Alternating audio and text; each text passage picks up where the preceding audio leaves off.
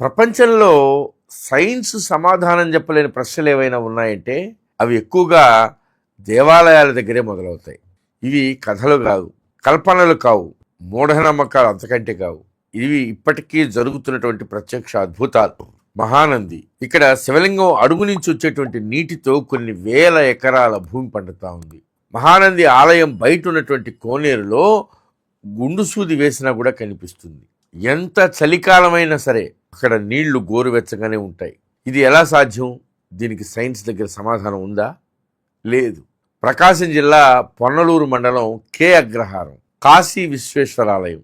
ఇక్కడ శివలింగం క్రింద నుంచి ఉబికి వచ్చేటువంటి నీళ్లు 14 గ్రామాలకి తాగునీరు. శివుడు కేవలం దేవుడు కాదు, జీవనాధారం. ఆదిలాబాద్ జిల్లాలో శ్రీ బుగ్గ రామేశ్వరాలయం. శివలింగం నుంచి వచ్చేటువంటి నీరు ప్రవహిస్తుంది. శివలింగం నుంచి బుగ్గ అంటే ఊట వస్తుంది. శివలింగం నుంచి ఇక్కడ శివుడు నీటి బుగ్గగా ఊటగా మారాడు. కాళేశ్వరంలో ఒక అద్భుతం జరుగుతుంది. కాళేశ్వరం దేవాలయంలో నంది ఉత్తరాయణంలో ఉత్తరముఖంగా, దక్షిణాయనంలో దక్షిణముఖంగా తిరుగుతాడు. రాయి కదులుతుందా, లేకపోతే కాలమే కదపుతా ఉందా?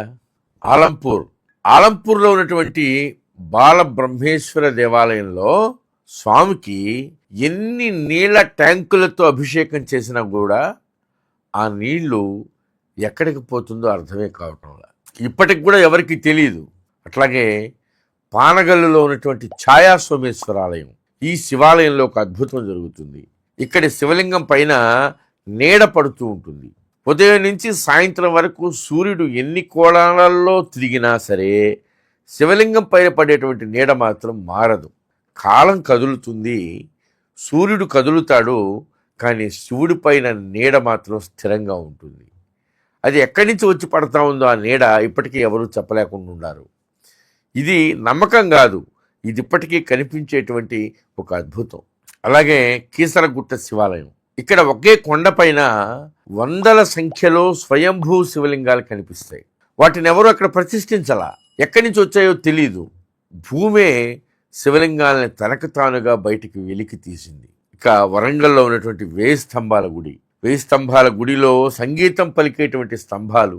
అట్లాగే అక్కడ ఉన్నటువంటి రాతి నందిని మీటితే కంచు శబ్దం వస్తుంది.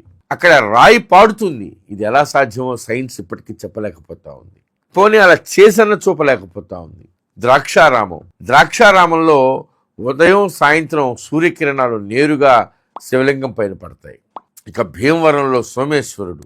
ఈ సోమేశ్వర స్వామి దేవాలయంలో ఉన్నటువంటి సోమేశ్వరుడు అమావాస్యకి నల్లగా, పౌర్ణమికి తెల్లగా మారుతాడు. చూడండి అద్భుతం. శివుడు కాలానికి అనుగుణంగా రంగు మార్చుకుంటున్నాడు. కోటప్ప కొండలో ఎటు చూసినా కూడా 3 శిఖరాలే కనిపిస్తాయి. ఇక్కడ కాకులు రావు. ఎందుకు రావో ఎవరికీ తెలియదు. చేజర్ల కపోతేశ్వర స్వామి దేవాలయం. ఇక్కడ దక్షిణ రంధ్రంలో నీళ్లు పోస్తే శవం వాసన వస్తుంది. ఉత్తరంలో నీళ్లు పోస్తే ఆ నీళ్లు అసలు మాయమైపోతాయి. భైరవ కోన. ఇక్కడ ఎంత వరద వచ్చినా కూడా గుడిలోకి మాత్రం నీళ్లు రావు. ఇక్కడ కూడా కాకులు రావు. అట్లాగే యాగంటి నంది రోజు రోజుకి పెరిగిపోతానే ఉన్నాడు. రాతి విగ్రహం ఎలా పెరుగుతా ఉందో సైన్స్ చెప్పలేకపోతా ఉంది. ఒకవేళ ఏవైనా కొన్ని రీజన్స్ చెప్పినా కూడా దాన్ని తిరిగి చేసి చూపించలేకపోతా ఉంది సైన్స్. శ్రీశైల మల్లికార్జున స్వామి దేవాలయంలో ఒకప్పుడు భ్రమరాంబికాదేవి వెనక 9 ఝంకారం ఆ శబ్దం వినిపించేదని, ఇప్పుడు భక్తుల రద్దీ ఎక్కువ కావడం వల్ల వినిపించడం లేదని చెప్తారు. అట్లాగే సంగమేశ్వరంలో ఈ ఆలయంలో సంగమేశ్వరుడు 6 నెలలు నీళ్ళల్లో ఉంటాడు, 6 నెలలు బయట ఉంటాడు. ఇక్కడ వేప చెట్టు మొద్దే శివలింగం. అలాగే శ్రీకాళహస్తి. ఇక్కడ శివుడు వాయు రూపంలో ఉంటాడు.